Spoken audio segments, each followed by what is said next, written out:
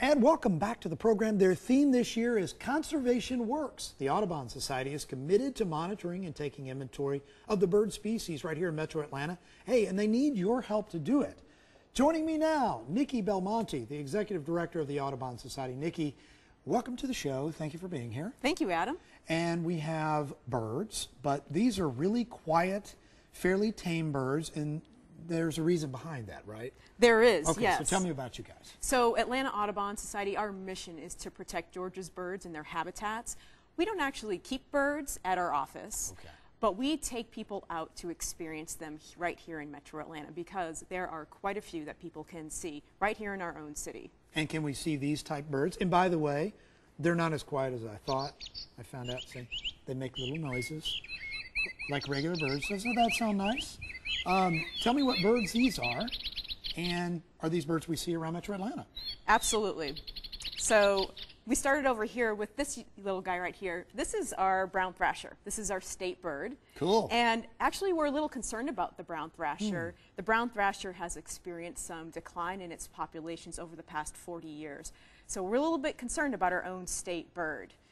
Right here in the middle, we have our tufted titmouse. I like that one. And I call him the tufted titmouse because he's a tough little guy. He hangs around with other birds like the Carolina chickadee, and he's very feisty, very feisty. Okay. And he has this little cute tuft. That's the best part. Yeah. And this one right here, this is the American goldfinch, which is right now during this time of year, you'll see these guys perching on the top of some of our native grasses here in Atlanta, and they'll kind of look like little lollipops blowing around in the wind. And they're so cute. They eat grass seed, and these guys are doing fairly well in Atlanta, but we want to make sure that continues to be the case. And what about this guy right here? So this is the brown-headed nuthatch. Okay. This bird actually we're very concerned about.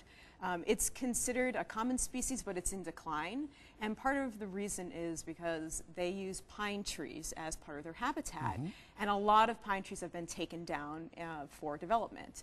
And they use pine trees for nesting cavities and for foraging for food. This is one of the cutest birds that you'll see in Metro Atlanta. It's very charismatic, and it is a southeast specialty, and it is threatened by habitat loss and by climate change.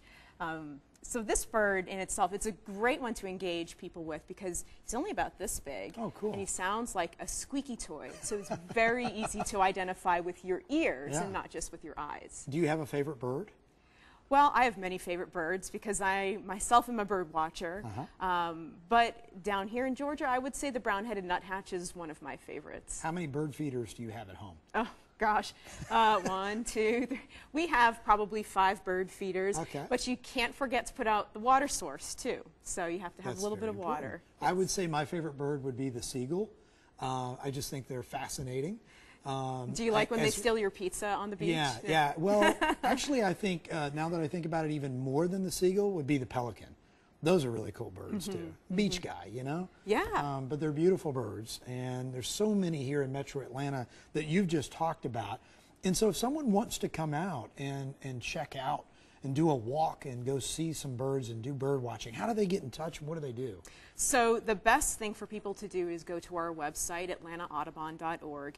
And we run field trips all throughout the Metro Atlanta area. And part of our work with the South Fork Conservancy is we're partnering with them so that we can provide some bird walks right along the confluence. Got to have these, right? You got to have these. Are those provided, or do you bring your own? We do. We let people borrow binoculars like this, and we'll bring them out. We have knowledgeable field trip leaders, and we take people out, whether it's for a grant like it is with the confluence, with the South Fork Conservancy, or anywhere else in Metro Atlanta.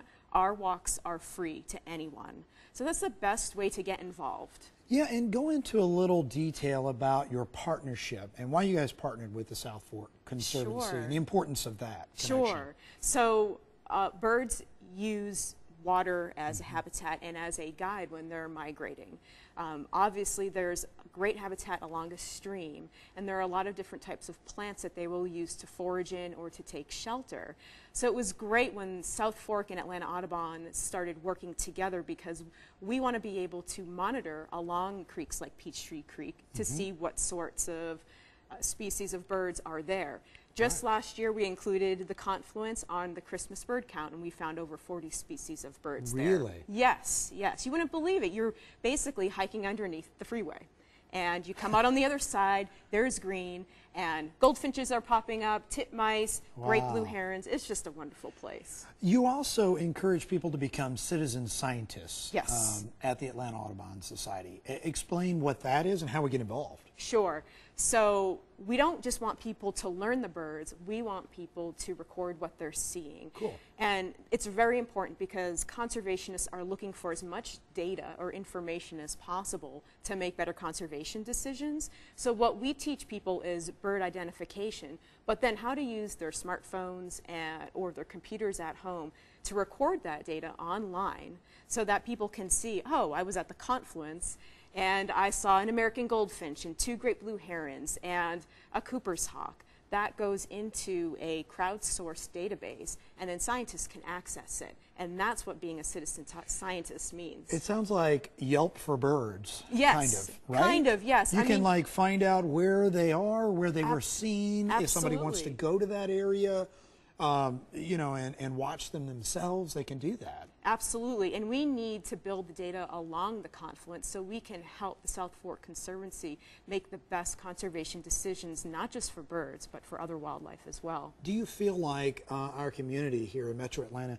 is going in the right direction to sort of preserve and also respect the nature that's right there before our eyes, and we just don't see it for the buildings or high rises or skyscrapers that are around, you know, in the city? We're definitely moving in the right direction. Good. And the best way to do that is with partners like the Atlanta Botanical Gardens, like the South Fork Conservancy. When we join our forces together, we bring birds into the conversation. Nikki Belmonte, thank you so much from the Atlanta Audubon Society. And also, if they want to check out the website, it is www.atlantaAudubon.org. Great job. And don't forget your binoculars because you're coming out with us, right? All on right, our next bird walk. Let me see what my next line is. All right, stay with us. We'll be back right after this break to wrap up this week's show.